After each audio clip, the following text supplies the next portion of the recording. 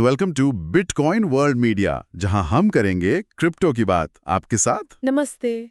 तो आज हम समझेंगे कि दुनिया के अलग अलग देश क्रिप्टो को कैसे देख रहे हैं, कैसे संभाल रहे हैं। जी, हम खास तौर पर यूएई और सिंगापुर को देखेंगे कि उन्होंने क्या सही किया। और फिर बात करेंगे भारत की कि यहाँ क्या स्थिति है। हाँ, और इससे पाकिस्तान जैसे देश क्या सीख सकते हैं जो अभी इस बारे में सोच ही रहे हैं। चलिए तो फिर यूएई से ही शुरू करते हैं। सुना है उसे अरब दुनिया का सबसे बड़ा क्रिप्टो हब कहा जा रहा है। बिल्कुल, आंकड़े तो यही बताते हैं।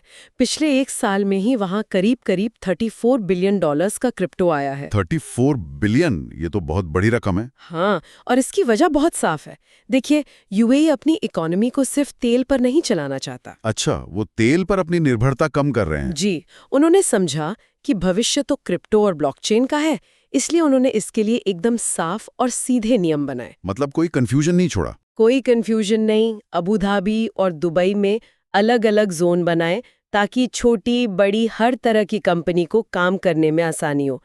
इससे मतलब निवेशकों में एक भरोसा बनता है। हाँ, ये तो बहुत स्मार्ट तरीका है। अच्छा, अब बात करते हैं सिंगापुर की। वहां तो कहते हैं कि क्रिप्टो का क्रेज सबसे ज्यादा है। हाँ, वहाँ की आबादी का लगभग 24.4% हिस्सा, मतलब करीब चौथाई लोगों के पास क्रिप्टो है। बाप रे। जी, और उनका तरीका है इनोवेशन और सुरक्षा के बीच एक बैलेंस बनाना।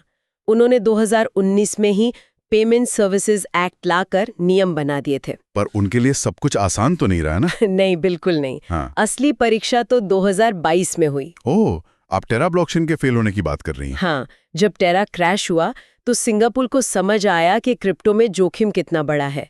मतलब लोगों के अरबों डॉलर डूब गए थे। तो फिर उन्होंने क्या किया? डर कर बैन लगा दिया? यही तो सिंगापुर की खासियत है। उन्होंने बैन लगाने की जगह शिक्षा पर जोर दिया। शिक्षा पर? ये तो दिलचस्प है। उन्होंने यूनिवर्सिटी और कॉलेजों में ब्लॉकचेन और बिटकॉइन पर कोर्स शुरू किए ताकि लोग आंख बंद करके नहीं बल्कि समझदारी से पैसा लगाएं। वाह, मतलब प्रॉब्लम से भागने की जगह उसका सॉल्यूशन निकाला। बिल्कुल। तो ये तो हुई यूएई और सिंगापुर की बात। अब आते हैं भारत पर। यहाँ दुनिया का सबसे बड़ा रिटेल क्रिप्टो सेक्टर है।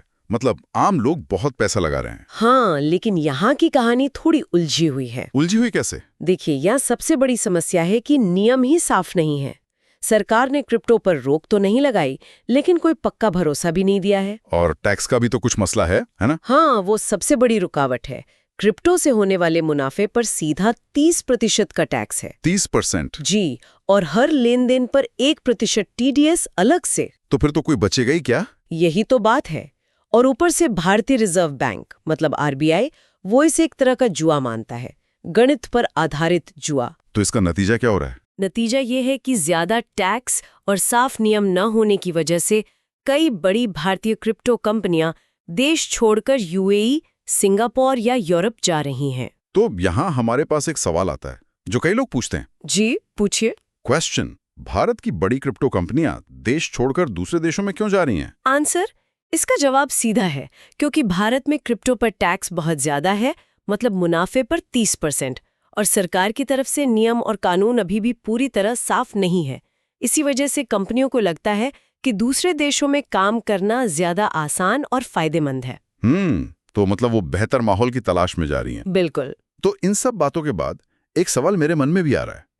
क्या भारत को भी यूएई और सिंगापुर की तरह क्रिप्टो के लिए साफ और सरल नियम बनाने चाहिए ताकि यहां से बाहर गए निवेशक और कंपनियां वापस आ सके? ये सोचने वाली बात है। डेली न्यूज की जानकारी के लिए हमारे चैनल को सब्सक्राइब कर लें। जल्द ही मिलते हैं एक नए टॉपिक के साथ। धन्यवाद।